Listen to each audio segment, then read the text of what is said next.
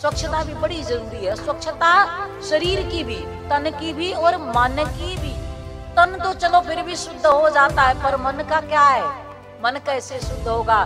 तो मन को शुद्ध करने के लिए गुरु मिलता है। जैसे बच्चे को माँ शुद्ध करती है, वैसे ही जब गुरु मिलता है तो नाना प्रकार के जीवन में समस्याएं हमारे, जैसे समस्या मन की समस्याएं बहुत तरह की। जैसे किसी ने आपको कुछ कह दिया, वो मन पे इतना हावी हो जाता है कि उस दुख से हम निकल ही नहीं पाते।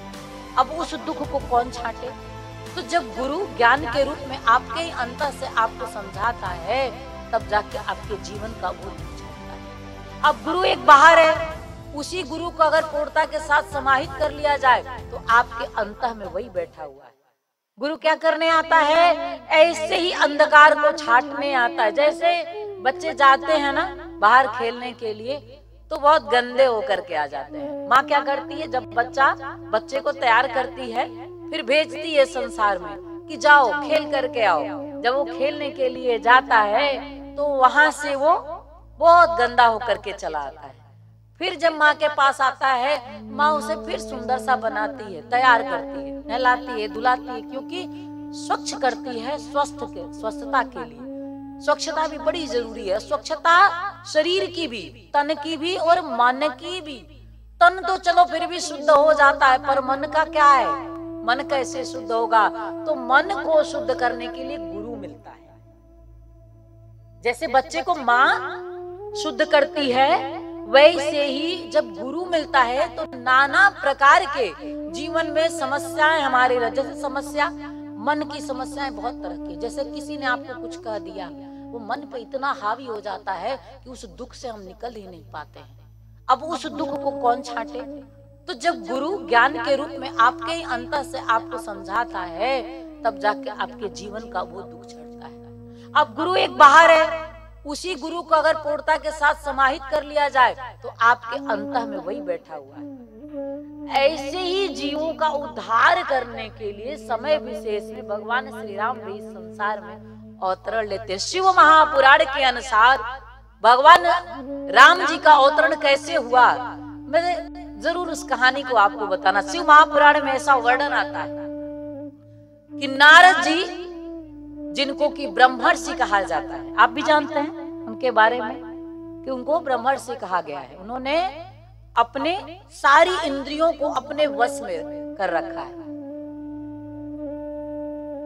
लेकिन एक समय ऐसा आता है कि नारद जी तपस्या कर रहे थे और उनके मन का, जानते हैं ज्ञानी को भी अहंकार हो जाता है। जिनके पास ज्ञान हो, जिनके पास धन हो, जिनके पास रूप हो, जिनके पास जीवन के सारे संसाधन हो, तो कई बार मनुष्य के अंदर यही सबसे बड़ी समस्या है कि उसके अंदर एक अहम आ जाता है, एक अहंकार आ जाता है अपने मैं का, मेरे होने का, कि मैं भी कुछ हूं। अब सामान्य आदमी में तो ये बड़ी ही साधारण सी बात है, छोटा सा कुछ पाया कि बस उसके अंदर थोड़ा सा अहंकार आता है, और जो ही अहंकार आएगा तो उसे तोड़ने के लिए दुख भी आ जाएगा पीछे से, क्योंकि प्रभु को अहंकार पसंद ही नहीं है, ऐसा समझ लो।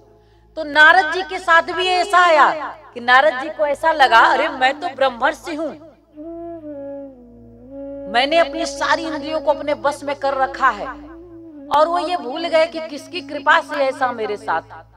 भगवान सदाशिव की कृपा से नारद जी के साथ ये सद्गुण है। सद्गुण कहूंगी क्योंकि अपनी इंद्रियों को अपने वश में कर लेना ये एक बहुत बड़ा सद्गुण है, और ये सिर्फ प्रभु कृपा से ही हो सकता है। काम, क्रोध, लोभ, मोह, माया, ये सारी जो स्थितियां हैं, अगर प्रभु न चाहे तो आप इसके ही वश में रहते हैं, आप इसे अपने वश में नहीं कर पाते हैं।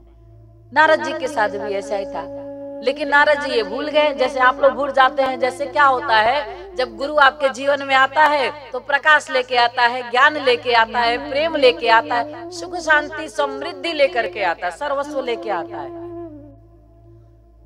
तो आप क्या करते हैं, जब सब आ गया तो आप कहते हैं कौन गुरु है, ऐ कौन गुरु, मुझे गुरु की आवश्यकता नहीं। कलयुग की बात कर रहे हैं, अन्य कालों में ऐसा नहीं था।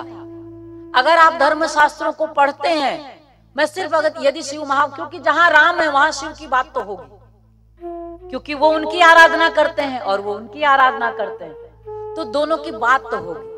तो शिव महापुराण की यदि बात करें तो अन्य कालों में ऐसा नहीं था। अन्य कालों को अगर आप देखेंगे तो लोग सामान्य जनमानस अपने से जो श्रेष्ठ है, वैसे तो देखेंगे तो उस समय सब ऋषि तुल्य थे, तो लोग दौड़ के जाते थे कि प्रार्थना करते थे, प्रभु मुझे हरि के बारे में सुनाइए, कुछ कहिए उस ईश्वर के बारे में, क्योंकि वो जानते थे कि मेरा कल्याण इसी ईश्वर से होने वाला है। मैं उसके बारे में जब सुनूंगा तब अपने स्व में शांत हो जाऊंगा, तब अपने स्व में समृद्ध हो जाऊंगा, तभी मैं संतोष में आऊंगा। क्यों सुनना है ईश्वर के बारे में? क्योंकि आप सत्य के करीब जाते हैं, आप संतोष में जाते हैं, आपको ये समझ में आता है कि ये जो संसार है और ये जो सार है उसमें क्या अंतर है।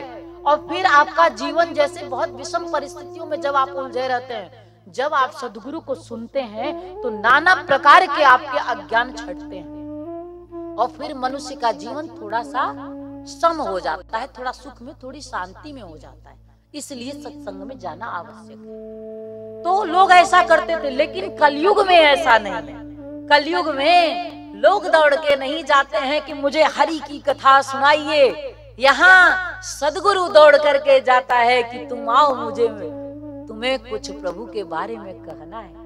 क्यों? क्योंकि ये कलयुग का प्रभाव है। अगर गुरु बुलाना छोड़ दे तो नित्य नित्य जीव जो अपना है वो धीरे धीरे अपना विनाश करता चला जाए, क्योंकि वो सिर्फ संसार में जाएगा और संसार तो कभी पूर्णता की परिभाषा हुआ ही नहीं, तो फिर आपके लिए कैसे हो सकता है? इसलिए गुरु आपको अपने पास बुलाता है उद्धार के लिए, और वही ज्ञान चक्षु देता है, वही प्रेम चक्षु देता है, तब जाके आपका जीवन पूर्ण होता है। तो नारद जी को किससे मिला है ये ज्ञान, ये प्रेम, या हरि को जिन दो दिन भर वो भजते रहते हैं, वो किससे मिला है? भगवान सदाशिव की कृपा से। अब उनको जब ये भान हुआ, जैसे आपको भी जब भान होता है तो आप भी अपना गुणगान करना शुरू कर देते हैं, नारद जी ने भी ऐसा ही किया। अब भगवान शिव के पास ही जाते हैं और वहीं उनको बताना शुरू कर देते हैं कि मैंने तो अपनी सारी इंद्रियों को अपने वश में कर रखा है, मैं ब्रह्मर्षि हूँ। अब शिव जी कहते हैं, सुनते रहते हैं। गुरु भी आपको कई बार, जब गुरु जी के सामने, बहुत बार मैंने ऐसे साधक शिष्यों को देखा है, जब गुरु के सामने आप अपना प्रदर्शन करते हैं तो गुरु भी आपको समझाता है कि ऐसा मत करो। शिव जी ने भी समझाया, भगवान सदाशिव ने नारद को कहा कि मेरे सामने तो कहा, अब कहीं मत कहना, लेकिन वो क्या किए, उनसे कहाँ बर्दाश्त हो ही नहीं रहा था। वो गए ब्रह्मा जी के पास, उनको भी बता करके आ गए। ब्रह्मा जी के पुत्र कहे जाते हैं नारद जी, वैसे तो सब ब्रह्मा जी के ही पुत्र और पुत्रियां हैं, क्योंकि वही जनक है ना। उनसे भी कहे, लेकिन उन्होंने भी मना किया, फिर भी नारद जी मान। देखिए कैसे जब दुर्भाग्य का क्षण आने वाला रहता है तो हम किसी की सुनते ही नहीं है, कोई भी हो। अब सोचिए, नारद ऋषि की बात कह रही हूं मैं, जो बड़े ही उच्च माने जाते हैं, बड़े ही श्रेष्ठ, बड़े ही दिव्य, बड़े ही पवित्र माने जाते हैं। मनुष्य के साथ भी ऐसा होता है, साधु संतों के साथ भी ऐसा होता है, ऐसा समझ लीजिएगा, जब दुर्भाग्य के क्षण निर्मित होते हैं। और सामान्य आदमी के साथ भी बड़ा सुंदर हो जाता है वो सदगुरु की बात सुन करके और सत्य की ओर निकल पड़ता है। कब? जब उस प्रभु की कृपा होती है। तो नारद जी नहीं माने, अब नारायण के पास चले गए। जब वहां गए तो वहां भी उन्होंने अपनी ऐसे ही अपना बखान करना शुरू कर दिया। अब नारायण, क्योंकि वो नारायण जो है ना, वो बड़ा ही खेल करते हैं, भगवान श्री राम उन्हीं के अवतार माने जाते हैं।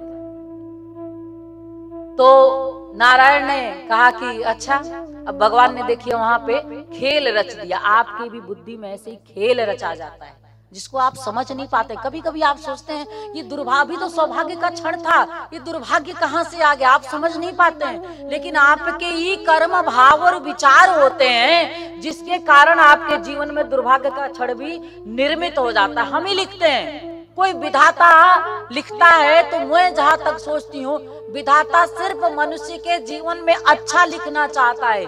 इसीलिए हमेशा उसने साधु संत या धर्म ग्रंथों का सहारा लेकर के आपको हमेशा श्रेष्ठ दिव्य विचार भाव ही दिया।